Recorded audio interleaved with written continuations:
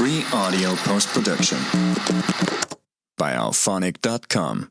The following podcast is a deep, shallow dive production. And you're going to love it. Okay, let's go.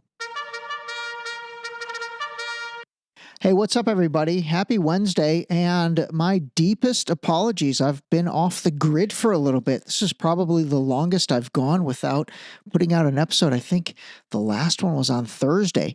Anyway, I do apologize. I was not able to get one out on Friday, and then I thought Monday, you know what? No one's gonna want to listen to a podcast. It's Memorial Day. Everybody's hopefully enjoying themselves, and I hope you did enjoy yourself. But anyway, okay, I am back. Today's Wednesday.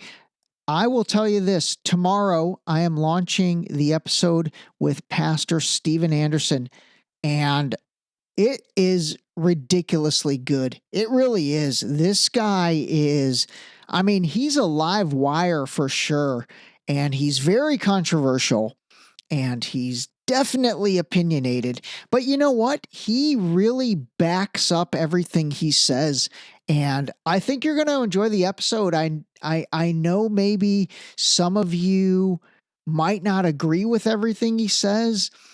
I think a few people might get offended. I'm not even going to lie. But again, I'd welcome your feedback, but I think it's really good, man. It's really good. Gosh, it's like, I'm trying to think prior to this, what I thought was like my most raw episode. I've had a bunch of really raw episodes, but this guy is raw. He is super raw. So anyway, that's coming on Thursday.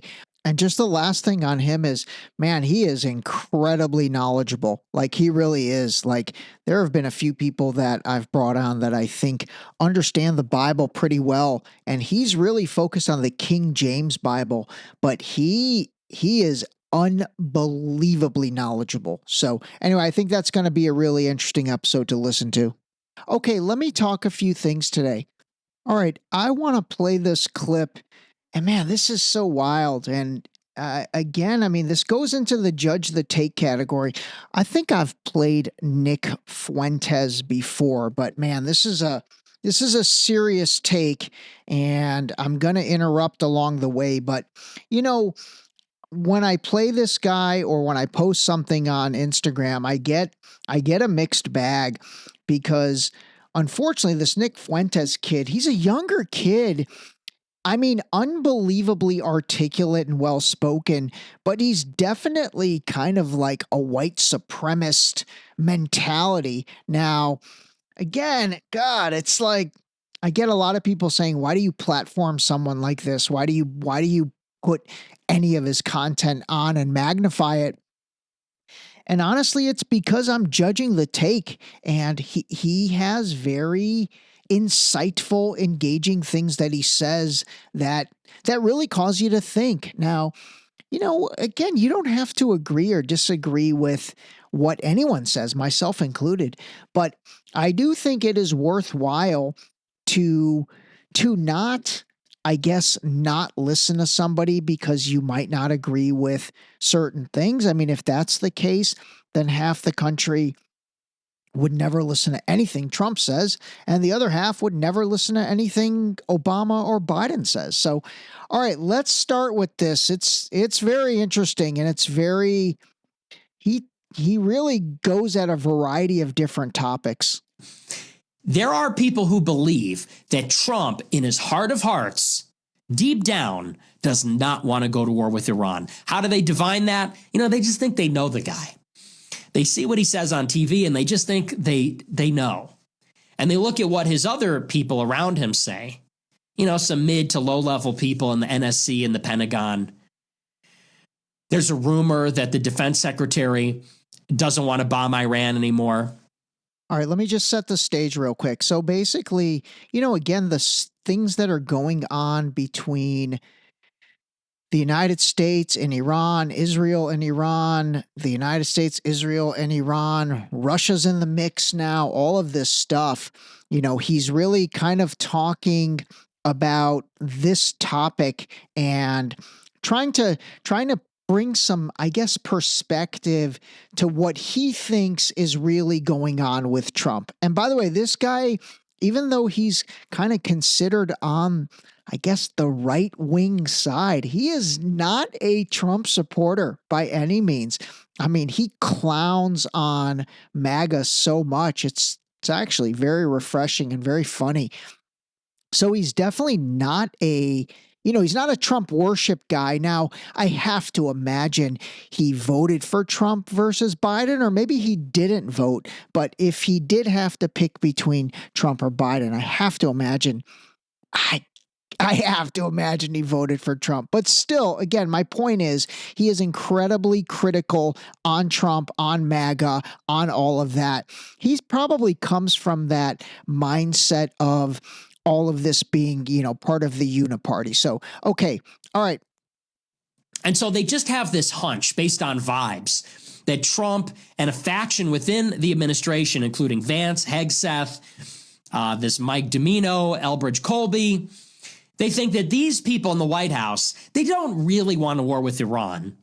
They're just using the threat of a war with Iran and the sanctions to get Iran to come to the table. All right. Now, that is his first really good point. Fundamentally, I've really noticed this as a Trump negotiation tactic. He comes out of the gate like hellfire and all guns ablazing, and he says the most outrageous stuff ever. But I think it's all to kind of set the table and to begin that negotiating process, from a position of not only strength, but almost like a position of being a bully. So I do agree with what Nick is saying in terms of that. Now, the other person to think about is, what does Netanyahu think of that tactic? I don't think that's Netanyahu's tactic. I don't think Netanyahu goes at the art of the deal quite the way Trump does. So I don't think that the big, bold statements from Trump, which might be considered negotiation, I think the big, bold statements when Netanyahu says it is literally probably his opinion and what he wants and what he's willing to do. So the reason you're seeing a buildup is because we're just trying to be persuasive. If you want to make a credible threat, you got to make it look like we're getting ready to follow through. So they say they have complete confidence. They say, oh, don't worry about it. Despite what you see, Trump is just not going to pull the trigger. He's not going to bomb them. And they just have absolute confidence in this. They just believe. Really, they're sort of taking it on faith. They have this confidence in Trump as a guy that despite the stealth bombers, aircraft carriers, all that, we're just not going to go in because Trump doesn't really want to. That's it. Now, on the other hand, you see there's a very credible risk that this is going to start whether we want it to or not. And it's like I said the entire time. I actually agree. I think that Trump doesn't want to take us to war. But the reason that you cannot have complete confidence in any way, shape, or form with Trump, regardless of what you may think or what you may know on a personal level, even if Trump told me 100%, we're not bombing Iran, it is all a game. This is all a bluff. You still couldn't believe it. You still can't believe it's outside the realm of possibility because Trump cannot control every outcome. All right, I think that's a very intelligent statement that he just made. Trump cannot control every outcome because honestly, he really can't. And even though, I think he's about as powerful of a president on the surface as we've had in a long time. But the two X factors, and I think I've talked about these before, but I'll mention them again. One is, honestly, I just don't know how strong the United States military is in comparison, to these other countries. Like, how strong or stronger are we really compared to China individually, compared to Russia individually? I think those are really the only two. Compared to Iran individually, compared to North Korea individually. I have to imagine we're stronger than all of them individually. But then the question is, are we stronger than all of them collectively? I don't think we are. And I think one of the X factors that is at play is if all these guys end up aligning against us? You know, I really, I don't know, man. I think that if Team Trump thought we could take them all out, he probably would be even more bold and more aggressive and kind of more of maybe an asshole or maybe a bully.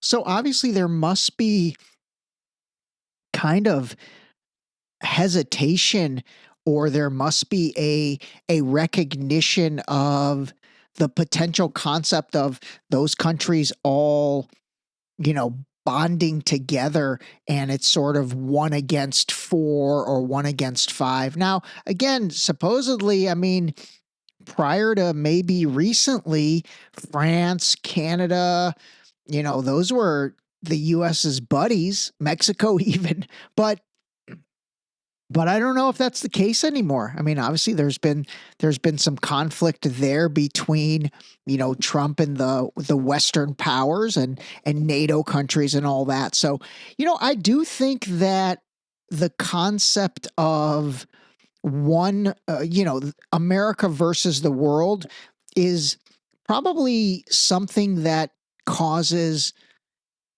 Team America to think twice, as opposed to just being, you know, the big bad bully. All right, so now he's going to shift gears and talk about really the real conflict.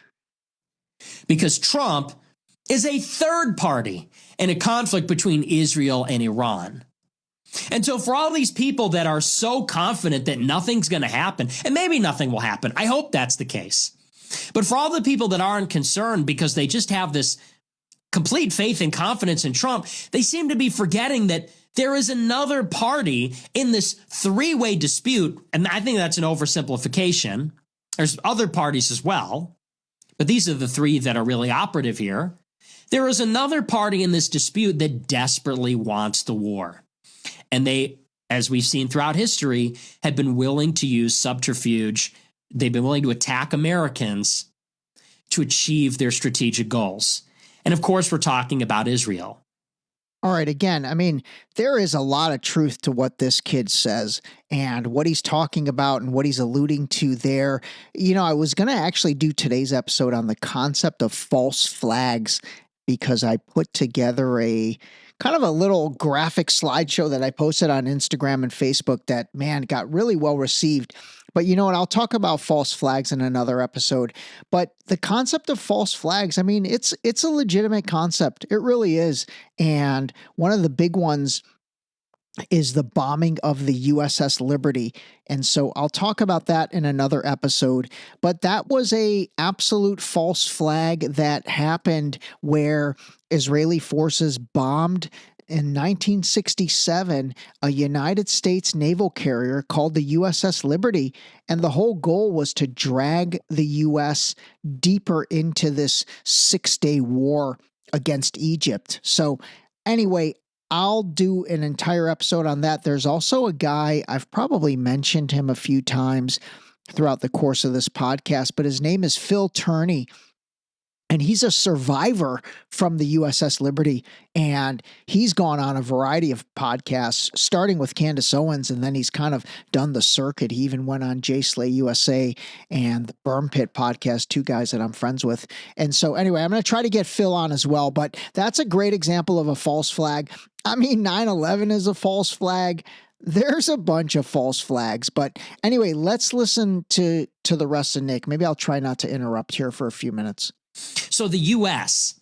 has bases all over the Middle East. We've got soldiers in Syria. We've got them in Iraq. We've got them in Qatar. We've got them in other Gulf countries.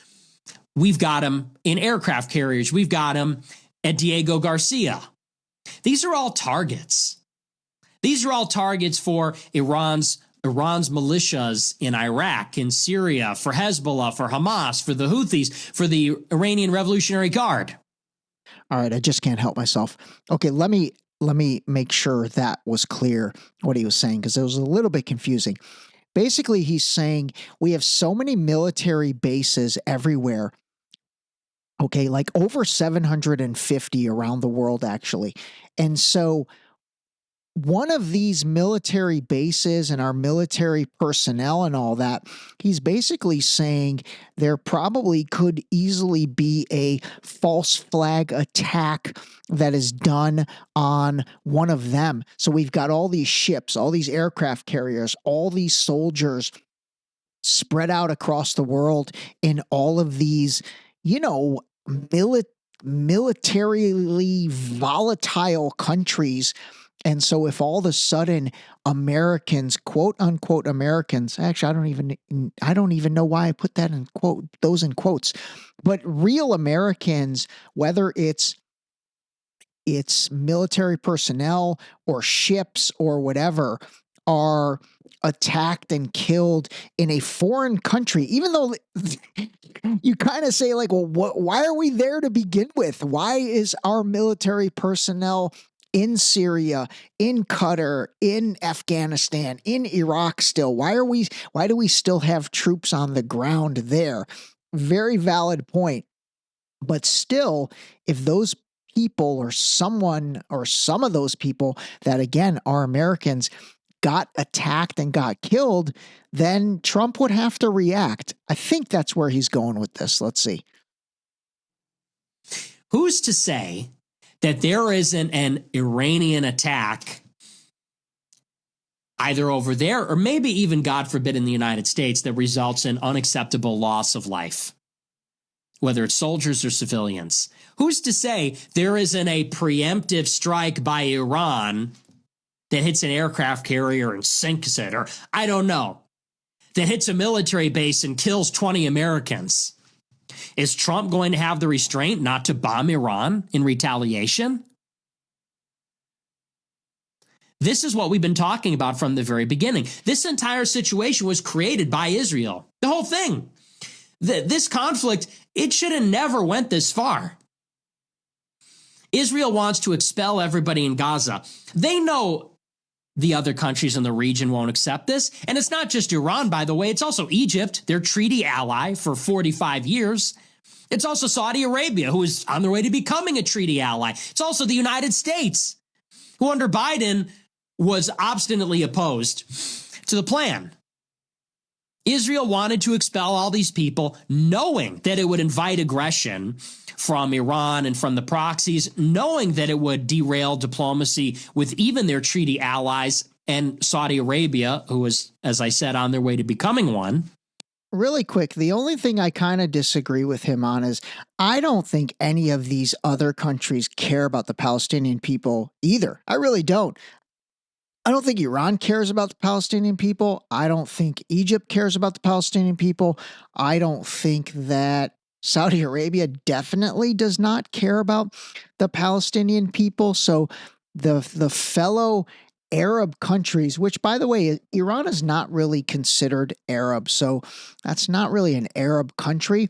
They're Shiite Muslim, whereas these other guys are Sunni Muslim, and the Sunni Muslims are the ones that are kind of always lumped under the concept of Arab nations. But I don't think any of them cares about the Palestinian people. Honestly, this is why it's so sad to me, and maybe why what's happening is kind of pulled at my heartstrings so much, is because I don't think anyone cares about these people. They're really like, they're just, I don't know. I genuinely don't think anyone cares about these people. And there's an amazing Noam Chomsky clip, which I'll try to find and play in another episode, where he says the reason nobody cares about the Palestinian people is because they don't have anything to offer. You know, they don't have any resources. They don't have any wealth. They don't have any power. That's seriously true. They literally have nothing to offer. And so when I think about countries like Saudi Arabia, Egypt, again, even Iran, I just don't see them truly caring about the people versus they probably just care about the strategic nature of, Gaza and the West Bank and that area. That's sad, man. That's like sad across the board. And they knew it would happen. They wanted it to happen. It was their design. And they have carefully managed how the conflict unravels. And they've timed it with the election of Trump, with the disbursement of U.S. aid, they have created a tempo with provocations and military actions in order to continually defer diplomacy and also at the same time to draw in other powers, particularly Iran and the United States. And they've been doing it the whole time. And the idea that they would simply stop now, the idea that the Trump administration would be able to prevent them from continuing to do so, is just naive. And this is why, like I was saying earlier, it's so important to really understand who we're dealing with. Because if you know about the USS Liberty, if you know about Israel's involvement in the Kennedy assassination, if you know about their attempt to kill George Bush Sr., all right, wow, he touched on USS Liberty and then the Kennedy assassination, but I didn't know about George Bush Sr. I think I might have heard that, but I never really looked into it, so I'll have to figure out, what that looked like, and I shall report back. If you know about how they tried to get us involved in Iraq, or potentially their prior knowledge of 9/11, those things matter because they're data points. If you know that the history of the U.S.-Israel relationship is a pattern of false intelligence from Israel, it is a steady stream of false intelligence, provocations, espionage against our own country, assassinations, false flags, and all sorts of other dark, black operations designed to keep this ambitious war machine rolling across the whole region. If you know about all these different things, then you understand who we're dealing with in this conflict. All right, this is the part you have to really pay attention, and I think probably the most insightful part of this entire speech that he gave, or this entire interview.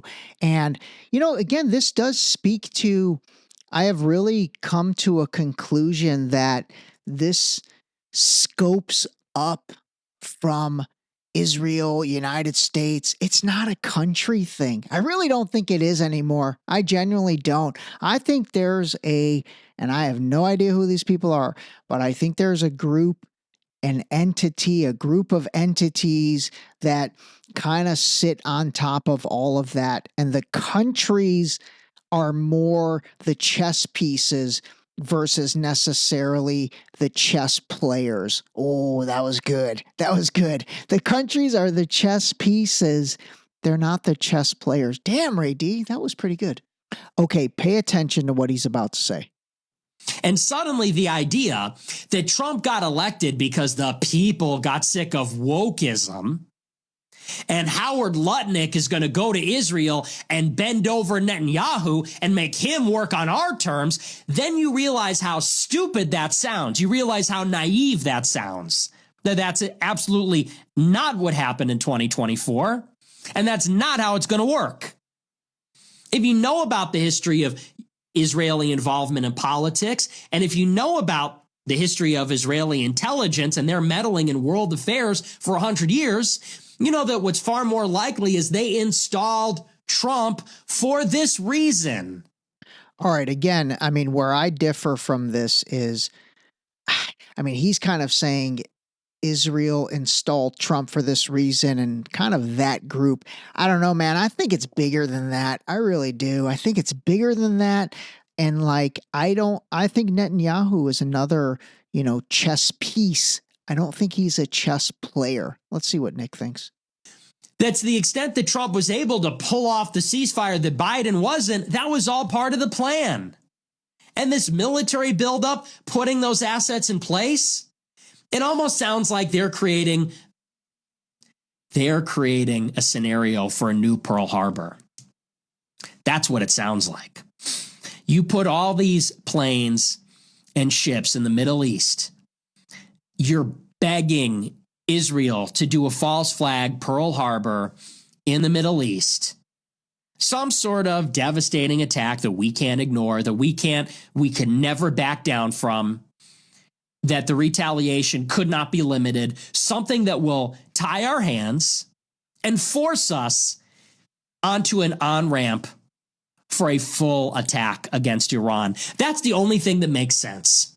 All right. I mean, that does make a lot of sense. Again, I think where him and I might differ is I don't really know who's behind all this, whereas I think he's a little more certain of whom he thinks is behind all this. But, Pearl Harbor, that's another one that I'm trying to get somebody to come on the podcast to talk about it.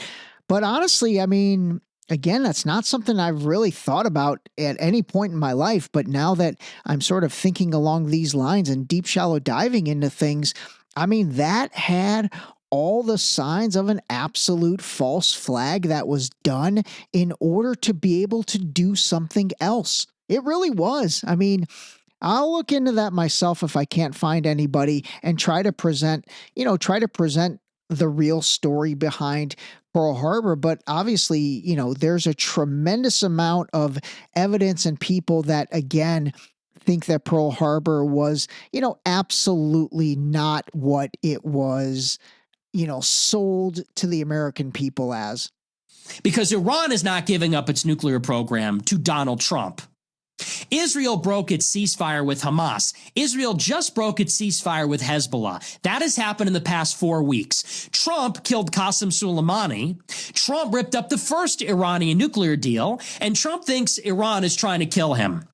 Okay, now all of that is true, but I don't think Trump really thinks Iran is trying to kill him. I mean, if he still has a relationship with Tucker Carlson and a few other people, I think he's getting some good advice from them that, hey, they're not trying to kill you. That's just too obvious. Again, it's like when the dots are that easy to connect, they're probably not the right dots. And so that's how I feel about that. And I have to imagine, I mean, I go back and forth on Trump so much these days, but I truly do think he is a super smart guy. And the Trump that sometimes we see on television and in the media, I think there's a much more intelligent, strategic version of him that he purposefully does not always allow to be seen. Now Iran is going to make a deal with Trump and give up their nukes. They're going to give up their only deterrent. And they don't have an arsenal, but their threshold status is what is preventing a full-on Libya, Syria-style regime change intervention. Israel, which violates every deal and cannot be trusted under any circumstance, and Trump, who ripped up the first deal and backs Israel completely and has a personal animosity with the state of Iran, Iran's now going to entrust him? He's going to sign a deal with him? Okay, here you go. Here's our nukes. Now we're vulnerable to attack, but we trust you. I don't think so. I don't think so on that either. And, honestly, God, I don't hate saying this, but I think there's going to be some people who think I'm going to come off biased by saying it, but I'm really not going to come off biased. I'm just spitting some facts. Okay, if you're Iran, why do you not have the right to have nuclear weapons? Like, why does the United States, Russia, why do they get to have nuclear weapons? England has nuclear weapons. Hell, Israel has nuclear weapons. That's like the worst kept secret in the game. So again, if you're just calling a spade and you're sitting on top of everything looking down, you could say, well, if all these countries have nuclear weapons, why should they not have the ability to have nuclear weapons? So I think he's right. They're not going to give up their uranium enrichment unless Israel has to give theirs up, and unless it's really worth their while. Because again, remember, nuclear weapons are the ultimate deterrent. So even if you're a smaller country like North Korea, but you have nuclear weapons, then, God forbid a larger country like the United States really put the screws to you. You have a way to fight back. You really do. That's what nuclear weapons are. They are a way for any country to basically fight back. And unfortunately, if that ever happened, knock on wood that it never does, it's going to be a lose-lose for everybody involved. I don't think that's going to happen. And it's certainly not going to happen anytime soon. So what about all of the stealth bombers and aircraft carriers in the Middle East? This is a once-in-a-lifetime opportunity for Israel to knock out Iran's nuclear program. They can't do it themselves. They need us. They don't have the Air Force for that. They have aircraft that are really meant for the theater over Israel. They don't have strategic aircraft to bomb Iran. They need us. All right. I thought that was an incredibly insightful take. And by the way, Nick Fuentes is 26 years old. That is pretty impressive from a 26-year-old. Although what's funny is if you look at him, dude looks like he's 46, man. He's got a very mature look to him. But anyway, all right, I've been wanting to play that for a while. I really want to talk about this false flag stuff, but you know what? We're at 30 minutes today, so I will end it here. Again, tomorrow we've got the episode with Pastor Steven Anderson. Bro is a live wire in the best way possible. Honestly, I think it's very interesting. I really do. I think it's a very interesting interview. And so I'm looking forward to getting your feedback on that. So that'll be Thursday. And then, yes, I promise I'm making the commitment. I will not break this commitment. I will be back on Friday. And you know what? I'll dive into the false flag stuff and then also potentially go over a few other things. All right, that's it. Call a spade and call your parents. Great way to end it. This episode was brought to you by the new book, Deep Shallow Dive Into You, available now on Amazon and Barnes & Noble in hardcover and paperback. Don't forget to sign up for our new mailing list on our website at deepshallowdive.com.